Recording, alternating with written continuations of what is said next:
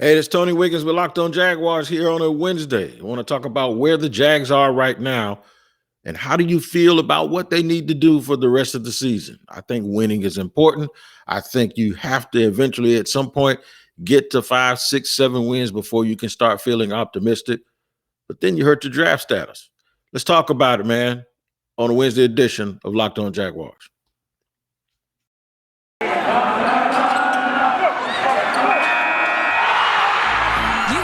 On Jags, your daily Jacksonville Jaguars podcast, part of the Locked On Podcast Network, your team every day.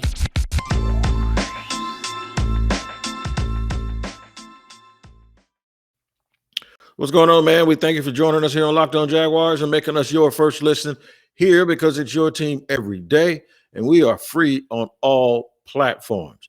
Interesting times right now in Jacksonville. The team sits at 2-7. That's 9 games in with 8 games to go. And I know right now everyone's saying, ain't no way they're going to make the playoffs. I get it. The playoffs are probably very much out of the question for this team right now. Obviously, they're trying to find themselves offensively. They found themselves defensively. They've been very, very competitive in the last few weeks aside from one game out in Seattle.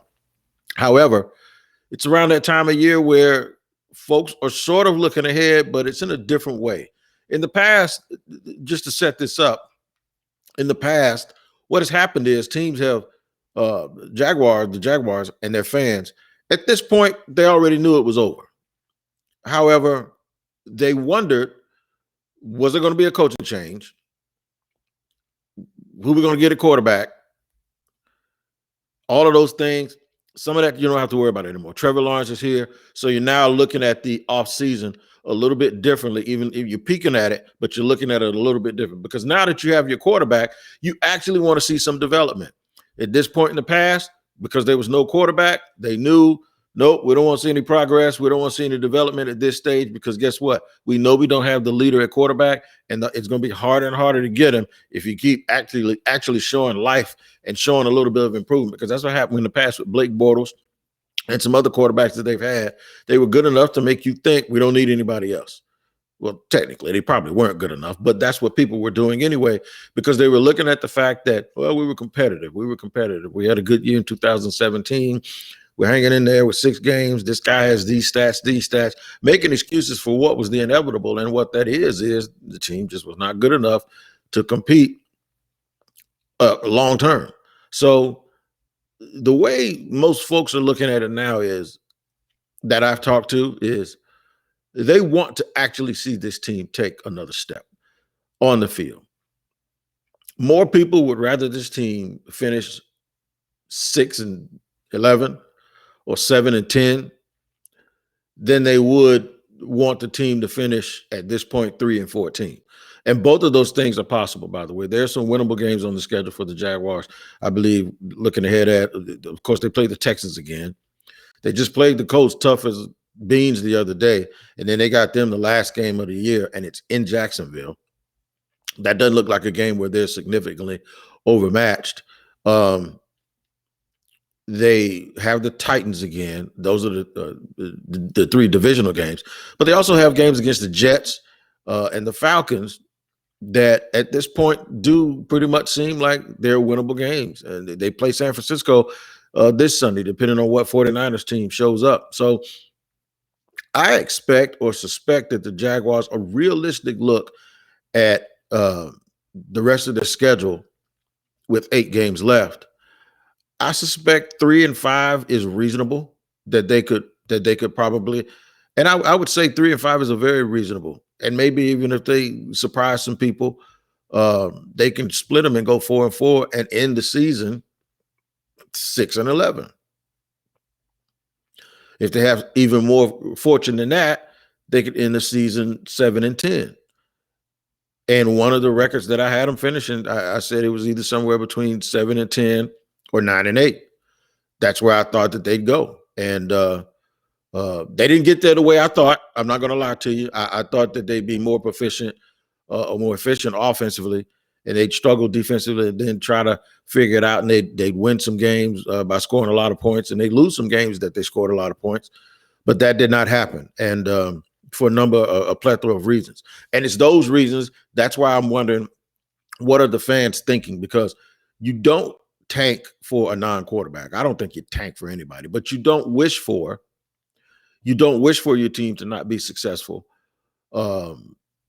Like, for instance, over the last couple of years, the Jaguars fans really, at the end of the year, they wanted to see the team compete and fight, but ultimately they kind of didn't want them to win so that they could end up in the position that they ended up in by getting Trevor Lawrence.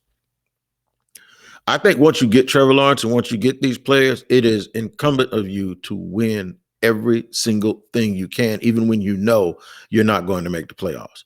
Because I do think that there's a natural progression that goes along with being one of the worst organizations in sports to being, okay, so we're not the worst. There are some teams under us. We got somebody we can step on to elevate us. And then from that going, okay, we're mediocre and we're competing, we're getting better. And then after that, it's like, all right, now let's see what we got.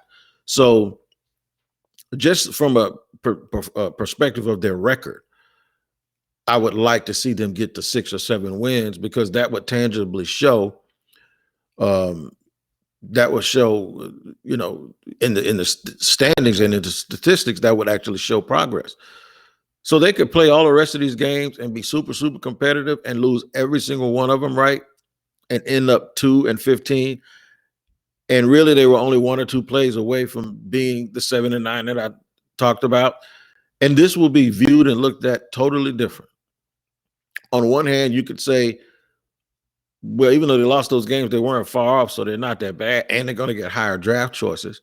But then on the other hand, you could say, on paper, what did they do? What did they accomplish with all of this? They had the same team they had from last year, plus a number of additions. I would venture to say between the draft and, I don't know how many of the guys are still on the roster, I haven't looked at it, but between the draft and free agency, would a good number be 15, 16 new guys? Sure. That'd be a different number, but 15, 16 new guys. Then there would only be one game better at 2 and 15, and that wouldn't look good. It also might be something that drives Urban to realize he don't want to do this, and Shad to realize that him and Urban come to some mutual agreement, because that's what it would be called if they decide to change. It'd be a mutual agreement that, it wasn't really in his heart. He's really a college football coach at heart, and he'll go take some big job somewhere. But not talking about that so much as, where do we go from here? What are we going to do? What do you do? What happens if they do mess around and win enough games to get into that 6-win area, or at least that 5 or 6 win area, where you do see progress? I wonder how fans will feel about the season if that happens. And I want to talk about it. How about that? We're going to discuss that here on a Wednesday on Locked On Jaguars in just a few seconds after I tell you guys about Get Upside, because I want you to save gas. Gas prices are really, really starting to make me want to go outside and slap box. I'm telling you. Every time I go in the gas, these people, I don't even want to look at them anymore, because the gas prices are going up. And if that's the case, and it is the case, you need to save you some money. And there's an app called Get Upside. One word, GETUPSIDE. It's in your app store or on Google Play right now. And if you go in there and download that app and use the promo code touchdown, all right, you're going to start saving up to 25 cents per gallon on your fill-ups. That's right.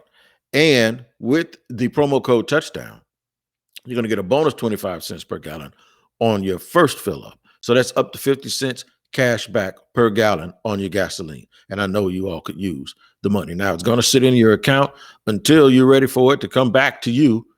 And then you just make a request for it, and it goes either to your bank, to your PayPal account, or on an e-gift card for Amazon or other brands. Just download the free Get Upside app and use the promo code touchdown to start saving you money on gas. 50 cents per gallon on your first fill up, and then 25 cents per gallon after. Let's Get Upside. Okay, man, we're going to keep rolling along here on Locked On Jaguars on a Wednesday. How would you feel if,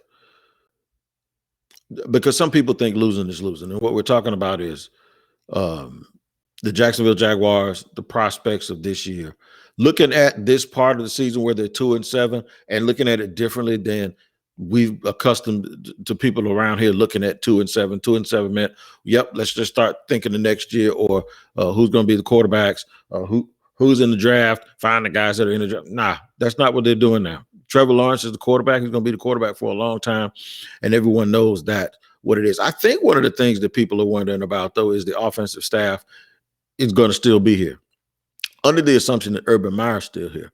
I think Joe Cullen is someone now we're going, okay, we're good there, right? And that's the way you want to feel. You feel that way about Trevor Lawrence. You feel that way about James Robinson. You feel that way about Josh Allen. You feel that way about Shaq Griffin. And now you're going Devon Hamilton. And now you're looking at Joe Cullen saying, okay, we're good. Now let's build. And that's all I've ever asked, is that you start to eventually, every time you set down a foundation, at some point, you start to be able to frame your house and put an elevation on it. And with Joe Cullen and Trevor Lawrence, you have some pieces. With Urban Meyer, the record, if they get up to 5, 6, 7 wins, I think he has something, because I think Urban does look for inner motivation. And I think he'll probably have the motivation by saying, you know what? I see the progress. I see us getting better. I see all of our hard work paying off. I see the program I'm trying to implement. I see it. So now let's tweak it. I think that standings success, if they get up to 5, 6, 7 games, or even if it's 5 or 6, but they were so close in others, will make him. He recently said, as late as a couple of days ago, we're not far off. So if he believes that, and the record shows the progress that sort of backs the wolves up off of Urban a little bit, then I think, we can start thinking about, okay, he ain't going nowhere. He's here. He's 10 toes in. Now he's got a feel of it. Maybe he'll learn to do some things differently in the offseason in terms of free agency, take a different approach. And you also now get the chance to go and show players in free agency, look, this did improve. And especially if the team plays hard. Guys don't forget. They do not forget when they play teams in the offseason. The players themselves and the way that they act, they are a fraternity. And whatever they do or say, it's not going to be about what some dude in Philadelphia says who's never been to this organization. It's going to be about the messaging that comes out of those players' mouths. So 6 wins, I'll go 6. You do 5 or 6, but really, I say between 5 and 7. So let's go 6. If you do 6 and you're 6-11, and you were 1-15 the year before, and in those 11 games that you lost, you really, really competed in 4 of them, and dudes start recognizing and coaches keep recognizing from around the league that, Urban did something, it may have looked quirky, and it may have not have been, it may have not have been all of the fireworks that you thought, but I warned everybody that that's not the way it is. When you're doing this, you're going to have your days. You're going to have your bad hair days. You're going to have your days where getting better is ugly. It's like being in the gym and being 50 pounds overweight and trying to get that thing right. You're doing all of that work and you don't think it's paying off. It is in ways that you don't see. So maybe and hopefully what will happen here is, I don't know why, I'm glad my computer, if you're not watching on YouTube, you don't know what I'm talking about, but I'm glad my computer reacts fast, because the sun is going up and down, and it's causing the light to shift. So bear with me. It's not like some big monster on the other side of the room affecting this shade. But listen, that bodes well for him, his psyche, his ability to sell what he's doing, his ability to at least look the fan base and the ownership and say, look, man, we had some moments, but we have improved. We are moving in the correct direction, and it serves its credibility to a bunch of people that all they've heard is promises about big stuff and big stuff and big stuff. And I wonder if Jaguar fans, by the way, would have taken this season a little bit differently had he come in and said, this is not going to be easy, and we're going to have to do it the right way. And sometimes it's going to look slow, but we're going to get there. Yeah. I wonder if people would have been more patient than they were, it wouldn't have been about being the biggest and the best and the boldest and all of this stuff and designation and this, that, and the third. Because when you say that kind of stuff to people, the first thing they do is they translate those exciting words to an exciting brand of football on the field. they they automatically connect those dots as being, oh, we got Trevor, we're going to throw it around. He's talking about Trevor and speed and all of this stuff and these big things, and we're going to be faster than everybody else. And so a lot of people around here, they'll use their college thought process or their latest NFL process, which was the Kansas City Chiefs, and they'll use their thought process from that or college and go, we're going to go up and down the field on people. That is not who the Jaguars are right now. The Jaguars are better when they don't try to go up and down the field on people and they play defense and they use their running game. So I'm wondering if those things would have changed had they said anything differently. But since they didn't, now I'm wondering if the fans will be able to feel the same way about a team if they're 3-14 than they will if they were 6-11. If the 3 games in there, the difference in those 3 games is like a missed field goal at the end, or so it's really like the same team. It's just one play in each one of those games caused them not to win. Because then it's going to require you to look ahead and you to look ahead differently. First of all, if the Jaguars do get to 6 wins, they're not picking in the top 5. And so now that's a good and a bad thing. The good thing is they're not in that territory anymore. The bad thing is, and did I do I think I did a podcast that said this is the last time that we're picking up this high, but they're not in that territory anymore. But then the other thing is they can really take, they'll start to get to the point at that point where need will kind of start lining up with best player available. Because the best player available at number 6, the best player available is really subjective. At number 1 or number 2, it's not. And that's why when we had that whole team building thing last week, and I kept saying, if Evan Neal is there, you just take him. Don't worry about it.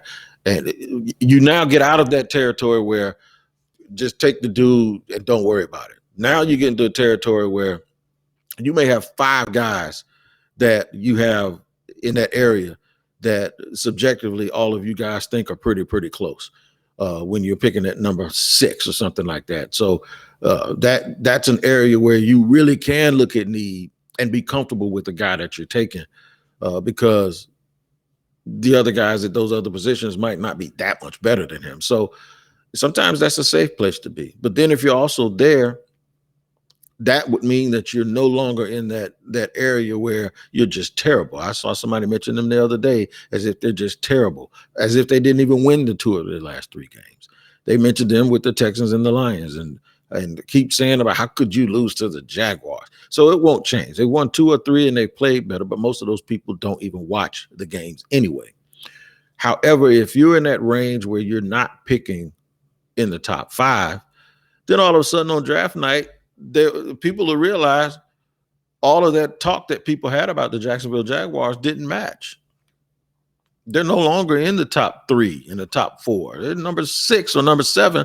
So that means there was progress, right? What does that mean for free agency? I'll tell you what it means for free agency. And I'm going to tell you what it means for free agency in just a second here on Locked On Jaguars after I tell you about Built Bar. Built Bar is the best tasting protein bar ever.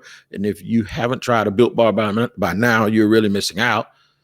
They say it's a protein bar, but it does not taste like one. And you can count on that. It doesn't, because I don't like protein bars like that. But you have to try one of these amazing bars yourself to believe it. Most protein bars are chalky, waxy, and plain hard to choke down, which is why I usually don't bop with them. But Built Bar is totally different because it has the texture of a candy bar, and it is soft, and it's covered in 100% real chocolate.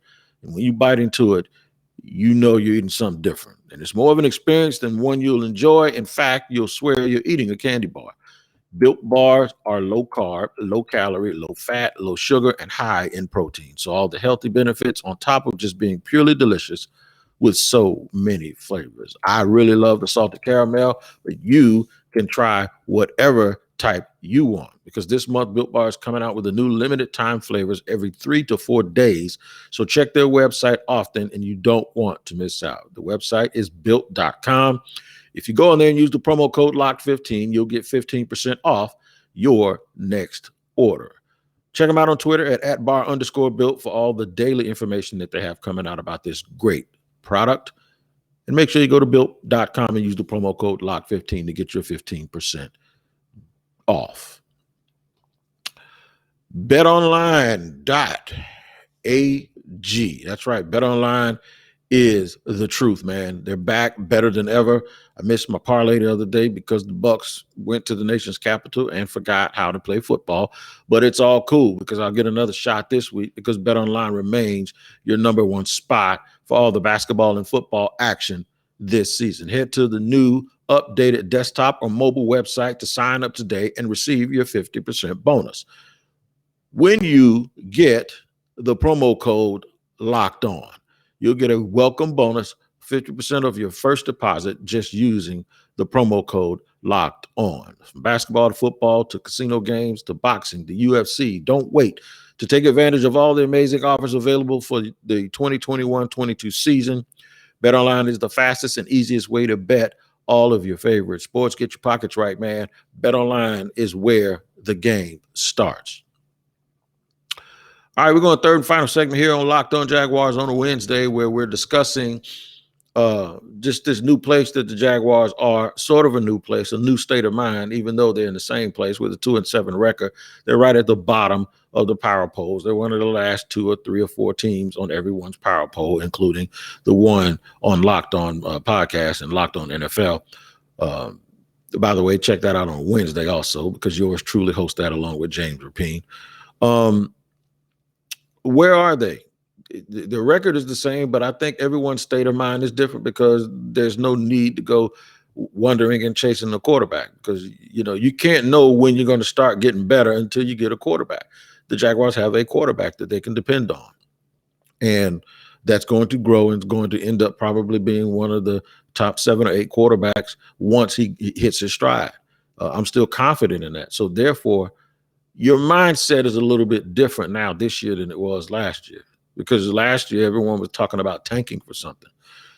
Even those people, even though I always argued with them and told them how crazy that was, you never tank for anything other than a quarterback if you're going to tank, which I don't think you ever should tank. But even those people that think you should tank, no, you don't tank for a quarterback if a quarterback is something that you already have. So the mindset is a little bit different. I think this is a situation where the Jag fans are realistically thinking that even though they're not a playoff team, we actually want them to win as many games as possible, and to hell with draft position right now. Win them all if you can. If you can go 9-7, if you can go, 9-8 or 8-9 or whatever, win everything you can, even if it means you're making the playoffs, but it means that we are actually improving and we have something to build on going into next season. Free agency, what does it mean? Well, a better record would allow guys from around the league, even though everyone always says in the league that money talks and BS runs the marathon. That's the truth. However, money talks, and if the money is all relative, winning means something too. People want to be around winning organizations. They don't. You see some of these guys, Odell and the rest of these cats, they could go somewhere else and make more money, or Odell could have stayed in Cleveland and made more money. But what did he do? He wanted to leave and he wanted to go try to win. Even though Cleveland looks like they're solid right now, but I guess for him it wasn't. So don't underestimate guys wanting to win, especially if the money is sort of even. And then the money doesn't have to be even if you're in Florida or Texas or Seattle or Nevada, because you can probably come in at a little bit less and tell them they're going to make that up in saving on state income taxes. So if you're competing with someone, for instance, if you're one of those 4 teams and you come in at $1 million less on a total deal that's over, 3 or 4 years, then you can tell that person, yeah, you're not saving money. You're actually losing money, even though on paper you're making more money there. So the thing is when you add all of those things up, the one thing that can be a tiebreaker is the organization that you're going to play for and the opportunity to win, because the opportunity in itself to win creates more revenue for those guys individually. It does. It gives them opportunity to do things. If they're winning, they're on profile. They're on. I'm only saying this for people that only talk about money as a factor to bring people here. We know money is going to be very important, and the Jaguars happen to have a lot of salary cap space, and the positions that you all know that they need people unless some of these guys that I expect to hit the market actually go back to their team, I do believe that a lot of those players will be available. I think there'll be players at the wide receiver position available.